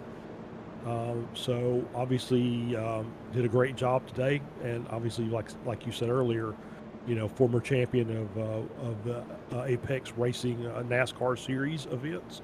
So obviously well done here. He's had some good moments during the season, so well done to him. If it stays this way, and we'll just say if. So I don't know. Yeah, well, it might be that now that we're in the green-white checker, it might be that the iRacing system is like, nope, we're in the green-white checker. We will have 1 more lap to go, or 2 more laps to go. Apologies. Still the lights on the safety car, and well, we are at 81 minutes now. So if it doesn't come out here, then I think we are just going to continue round, and I think we are going to get a proper finish to this race. After all, so Bruce will have to hold on for 2 more laps, but he was looking good beforehand, wasn't he? Do you think he'll go for the middle line once again, or will he go for the tight line? No, I think he's going to go for the low line, and he's obviously going to try and hammer it as hard as he can go at the start and try and get that, you know, half-second buffer to give him a better chance to hold off Blix at the end of this race. Esmeralda in the YouTube chat mentioning not even close with the cautions. My bad on that one. We've had more cautions in this race than I thought we have in the entire playoffs, honestly. And we may still have more. Solander, he's now in that P3. Could that be the place to be? Blixed on the PT. Roos with 2 laps hold on to make it back-to-back. Phoenix wins in the Apex Racing League Truck Series. We are back going once again, and it was not a good start for 2nd and 3rd positions, and already Roos might have the gap that he needs in order to take this race victory. The Orcantech drivers alongside one another. Leitner on the outside, he might be able to get a podium out of all of this, could Norbert Leitner, after all the turmoil that he has been involved in. Are we able to reach the checker flag? This is going to be the checker flag, in fact not the white flag, and so it will be Andrew Roos who takes the victory here at Phoenix. Behind him, Blixt And Oh. Leitner was able to get second position, Salander in fourth, Sticks in fifth. Newman able to get back up into seventh position in the end. And for the championship, we've got playoff drivers up at the top and up in last. We've still got 2 more rounds to go. Certainly not decisive for the championship, Charles, but for the first time since Talladega, Andrew Reese is back to the top of the top of the standings. Yeah, he had a great race. I mean, it's what the ending is still kind of baffles me. We went and so we hit the time limit and we go green checker as opposed to green white checker. So very interesting way iRacing does that. But obviously great job by Roos and Leitner. Salander kind of lost out. Yeah, you would have thought that he could have hung in there starting on that third spot that seemed to be really, really good. He just didn't get a run at that final restart, and so Leitner was able to capitalize. So great job by them. And there you can see the final results then. Those drivers highlighted in red being the playoff drivers. So Roos taking first blood then in the playoffs up ahead of Eric Blixt. Then it was Norbert Leitner, who may get a penalty. We did see that instant late on for him with, I think it was Hafledarsen, or was it Haid, getting involved. Then it was Salander behind him, who had a little bit of a quiet race there to Salander, but good points for him. Pascal Sticks, who led for much of the race, then was dropping back with those older tyres, was really struggling. I think he'll take fifth, honestly, despite the fact, and of course he did lead some laps as well, did Sticks, so that will pay into his hands. Lennart Schnabel was in sixth position. Then it was Sven Newman, who had a good recovery, albeit will be disappointed he couldn't win back-to-back races after leading for the majority of the, or a good chunk of the race. I think he gets the bonus point for the most laps led, at least. There was Richard Spitzmuller, Brandon Blakesley, Matthew Salphy, Martin Kapal, Jonas Gunnarsson and Michael Haflidarsen having a disappointing round in 12th and 13th in the playoffs. Then it was Daniel Sole, Caitlin Hayder, who nearly got her first podium in the series, Jason Nethew in 16th, Redford in 17th, Atkinson in 18th, and the last driver was Mark Hutchinson, another one of the playoff drivers, down in 19th place, who ran out of his faster pair early on in the event. We will not have many interviews because after all that race was long. But we might have a chat. Well, in fact, no one's actually. No, we have got a chat with Andrew Roos, who joins us in the commentary box now. Andrew, congratulations. That was quite a long one for us in the commentary box because it was long. We reached the 80 minutes for the first time. So if you were confused why the checker flag came out when it did, it was because we've reached the 80 minutes, and that was why it came out when it did. Well, actually, under the checker flag, or under this closing stage, we thought that the race was going to end about 3 laps before it did. So were you confident? Did you think that we had less laps than we had, or more laps? What was going on under that last caution? Hey guys, well, I was confused as you were, so I was doing another lap after the checkered flag just to make sure I won the race. So we were confused with my teammate, and but by the way, this is it was a very good race. Sorry guys, I'm just full of adrenaline right now because this is one of my favorite tracks. I had a terrible season so far, except the first Daytona race and the win. So I'm just so happy. Yeah, you absolutely should be. Of course, you took the race win last time out. We did this car track combination. Is there do you particularly like this circuit?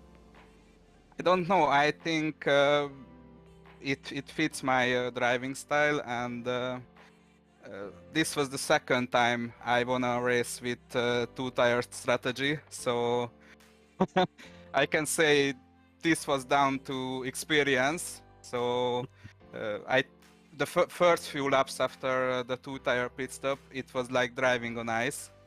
But then we got into a rhythm, and then the caution came out, so I was so mad. But thankfully, Eric messed up the last restart, so after the restart and after the first turn, I was sure that I'm gonna win this race. And with the fact that you're in the playoffs, do you think that will change your driving style for the next 2 rounds, or do you need to sort of ignore the fact that you're in the championship in order to get the best results, you think? Well, I don't know. You know, Watkins Glen is gonna be a whole different challenge, and all these guys who are in the playoff are very good road racers, but I am a good racer too. So you have to set your mindset to another level on the road tracks, and after that Indianapolis. So two completely different tracks coming up. So I don't know what the tactics will be. We wish you the best of luck, Angie, to get the championship this season. Is there anyone you'd like to give a shout out to? Yeah, we got a good test with my teammate Richard, and we worked together closely with my old teammate who is in a new team this year, Norbert. So I think they got good results too. So thanks for them, and I'm really happy for them too. Awesome. Well, thanks for having a chat with us, Angie, and look forward to seeing you back out on circuit next Sunday. Thank you for the broadcast, guys. Angie Rees there, your race winner tonight for Wannabe SRT, and now the championship leader with 2 rounds of the season to go. Charles, I think Angie, mentioned it well. Watkins Glen, totally different challenge next week. Oh yeah, back to the road courses. Obviously, Roos has got the experience that he can do good. He can do well there. But we've got a lot. This being mainly a European, I would imagine that most of the drivers in here have got some road racing skills. But Watkins Glen is a tricky track, especially with the NASCARs, with the NASCAR trucks. So it's going to be very interesting to watch how they manage to handle some of those corners, and then obviously, I'm sure we'll see some things happen with the bus stop, the S's, and so I'm looking forward to it. Yeah, it will. Through the S's in particular, not flat out necessarily in these cars. Maybe in Qual A trim, it might be, but once those tires get worn, that will be a very tricky part of the track for sure. You should definitely watch that next time out on Apex Racing TV. Quick shout out as well to SDK Gaming, our providers of our overlay, and also Virtual Racing Score and Apex Racing Academy, our other sponsors for the series. Also, of course, do make sure to like this broadcast, subscribe to the channel as well. We've got plenty more broadcasts coming up in the next few days. We've got, of course, Spec Racer Fun and IGP Fun. That was earlier today. I think both of them are complete, but we've also got Vic Tech as well coming up. iRacing Israel, it's a lot of fun as well on a Monday evening. Got Norga's Mr. Cup on Wednesdays. I've got Formula 3, Apex Racing Academy Formula 3 Virtual Racing School Super Series on Saturday evenings. That is our studio broadcast. And also make sure to watch the Late Apex out every Monday evening as well, featuring my face and also Tim Cox's face as well. So you want to see that. Make sure to subscribe to the channel then. It really does help us out. And also check out our social media pages on Twitter, Instagram and Facebook. But for now, from myself, Sam Fitzpatrick, from Charles Boschel and from Lewis Ward, we are going to say goodbye, and we'll see you back next week in New York. See you then.